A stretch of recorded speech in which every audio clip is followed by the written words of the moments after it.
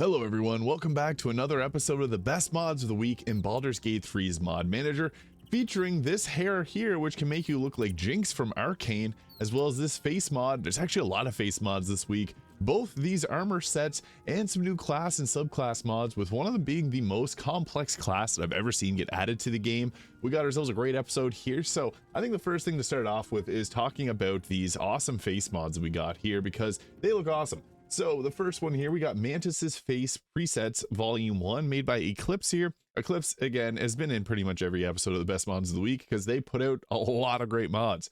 So there's this one here, the Mantis Face Presets Collection 1. There's the Mantis's Fire and Blood Collection, the Conquest, and Mantis's Fantasy Face Presets. So all three of these offer some new face mods to the game. So whenever we go to the Magic Mirror, we have a ton of options. So we got like the Visenya face here. So let's go through all of them here so you get an idea what they look like. Ayla, Gwenera, we got Renesa, the Freya. These faces are awesome. There's also the Yennefer for fans of Witcher 3. The Padme for fans of Star Wars. That's the one that I was using at the start of the video.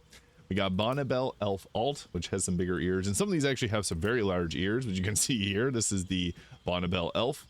So there's the elf and the alternative elf with a bit shorter ears there. And there's the Fazel, which is kind of like Lae'zel's face if made human. I've seen a few different memes about this. And then Lagertha. So there's some of the faces there. And then we also got the Visenya, the Conqueror face, very stoic looking face here. And then Renace. These are kind of Game of Thrones themed, I believe. So yeah, there's a few different ones here. I personally like the Yennefer and Padme faces. So yeah, between these different mods, there's also some different ones for the male face or bodies types as well. So you can see there, this is the Lae'zel looking face. So just, I guess, some inspiration. Astarion as a tiefling, which he was supposed to be in early access. So yeah, these are nice. I'm always a fan of more face mods because I think that these add a lot of cool things to the game. There's another face mod for male characters there, and another one, and another one. So this is what they look like on the guy character. There's Aramor there, there's Aaron, and then there's the Vahalar. A little bit of a, yeah, different look there. And then the Aegon 1 face. So I feel like a lot of people might like this one here. It's a bit more natural feeling. So yeah, some great face mods here, all from Eclipse.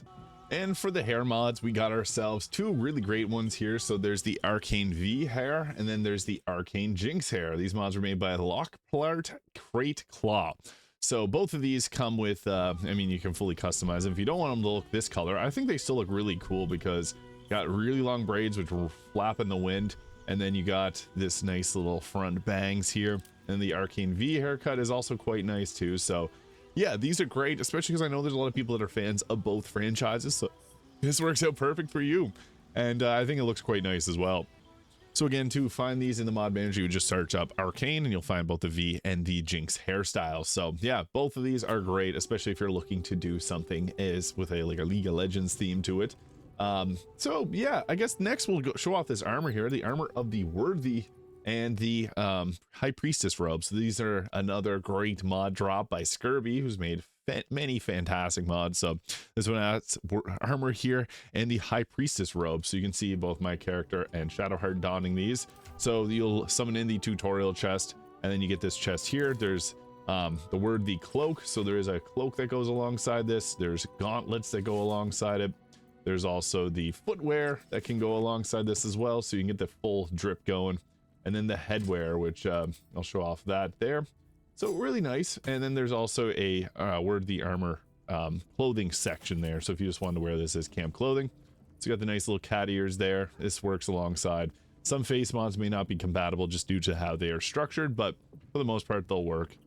Kind of cool is it's invisible on one side here, and then you come around and it's visible again. So yeah, these all go together very nicely. So that's what that outfit looks like there.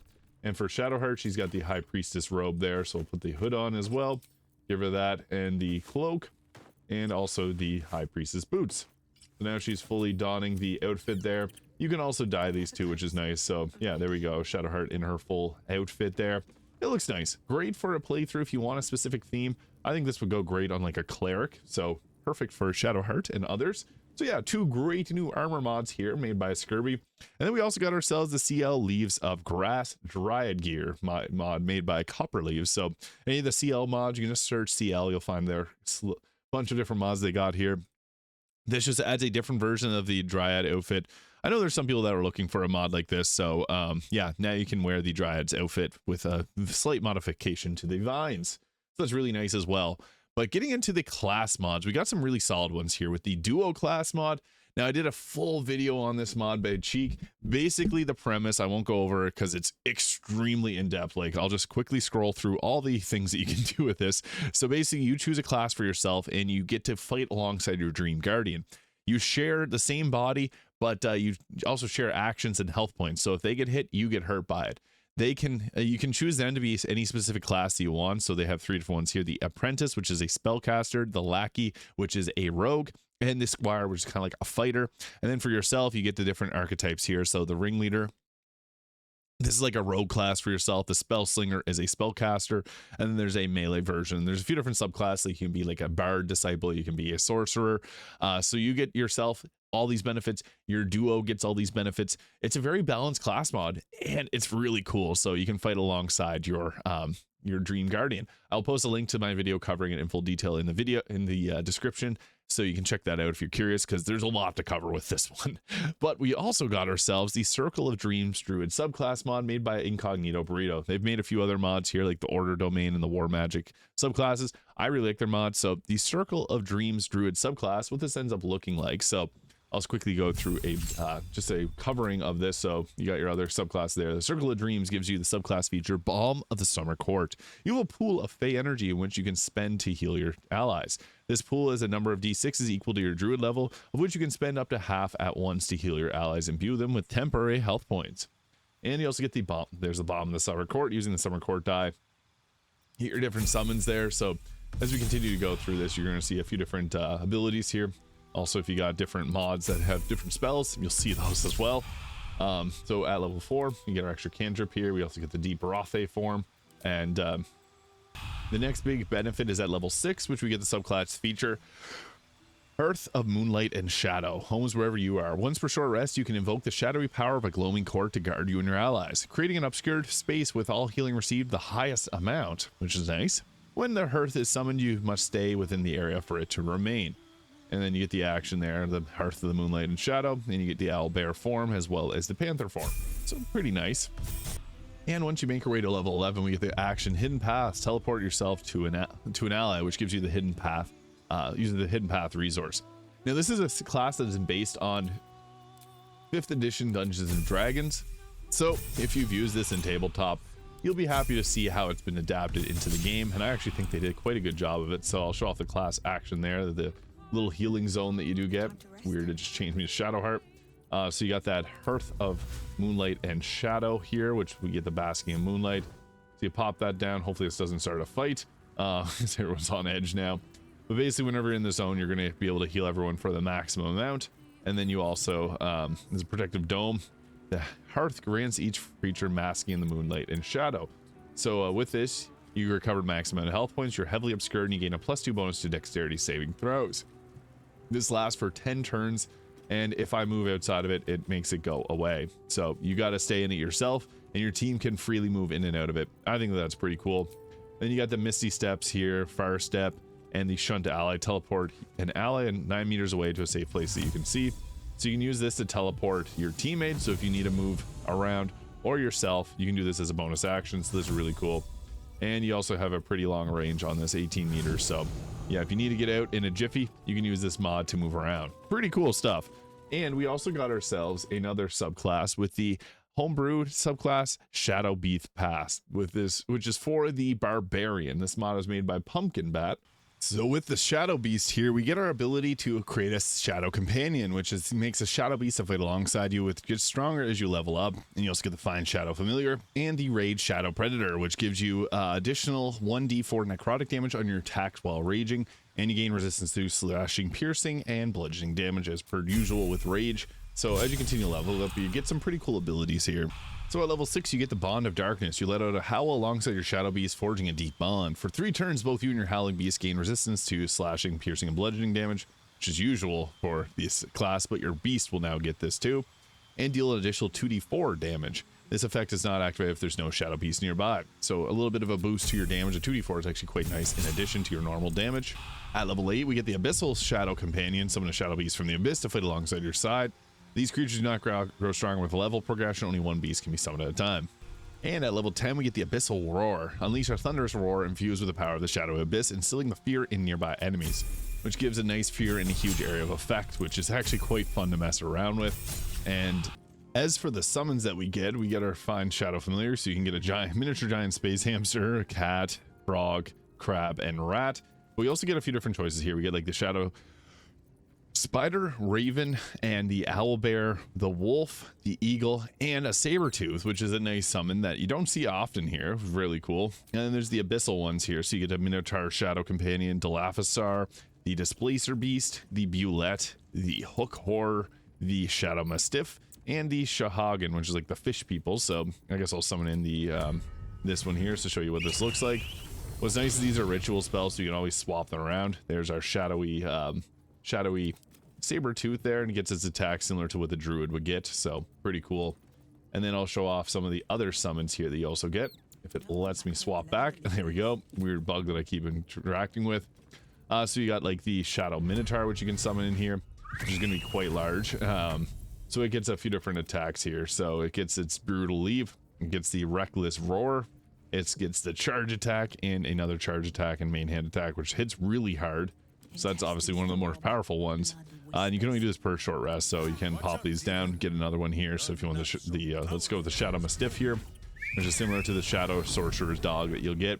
So you can summon that little fella in the Black Howl there, 44 health, similar to the one that you get from the Shadow Magic Sorcerer. And it can frighten all creatures in the nearby area. So you can see there, it's got actually a very large howl, 20-meter radius, which can frighten targets.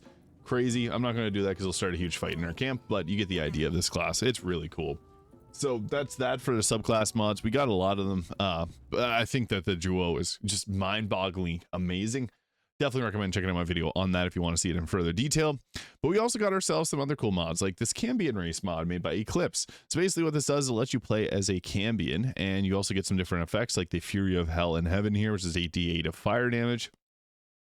And you also get the Devil Form, which allows you to harness the power of the 9 hells. So yeah, it is kind of strong. You get Cambion played at level 1, Face of the Dam, passive sight is, you get Devil Sight, so you can see Magical Darkness at level 1, pretty crazy. Devil's Pact allows you to summon Mizora's female Cambion as a follower. You get the Planewalker Invisibility and a cantrip, Fury of Hell and Heaven, which is that one there, pretty strong. Jericho's missiles grant you magic missiles cast, and all magic missiles now have 1+ additional darts, Hellish Touch. And at level 10, you get the Devil's Pact, so you deepen your connection with the Hells. You're now able to summon Amaris, the female companion, and their sister, Zelith.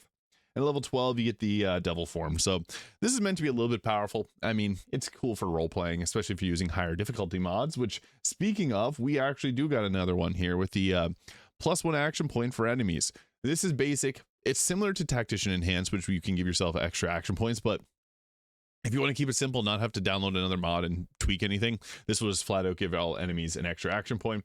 I just want to feature this one. It's not one that I'll use, but it's good if some people want to just, throw something in to get extra actions on the enemies. This is made by Paramanov, who's made the Ancient Mega Pack mod, which you probably heard a lot about. Randomizes loot, 600 new items. It's really cool, so just want to show that one. Now, this is a cool mod. This is made by WorldWalker42, has made the Transmogrify mod.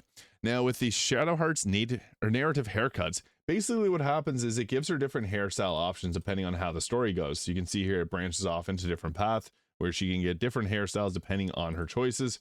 So the different ones, you get the Maudlin Pixie, Duchess Coronet, the Flaunting Bounce, white, and then there's the Top Knot, the Duster, the Willow Tears, which is a long-haired one, and the Flaunting Bounce, black. So depending on how the story goes, she'll change her hair accordingly. I think this is a cool little mod. It's just another way to role play throughout the game. So just want to highlight this one because I think it's pretty cool. And the last mod that we'll be talking about today is the Doomwatcher. So this is for a mod made by Cambion. If you've used the random spawns, this is basically like a Trials the Tav mini. It basically gives you an orb that lets you have random encounters at any time of the game and random enemies will pop in. Well, this is a mod that has a Doomwatcher, which is a boss fight. So this now has a boss fight in the game. Pretty cool stuff. So I just want to give this a quick shout out because I think that that's awesome as well. So there we have it. Those are the best mods of the week in Baldur's Gate 3's mod manager. All links will be in the description if you want to check those out for yourself. And they're also in the in-game mod manager, so you can also just search them up and download them. If you found this video useful, please hit the subscribe button below. Thank you so much for watching, and I hope you have a great day. We'll see y'all in the next one.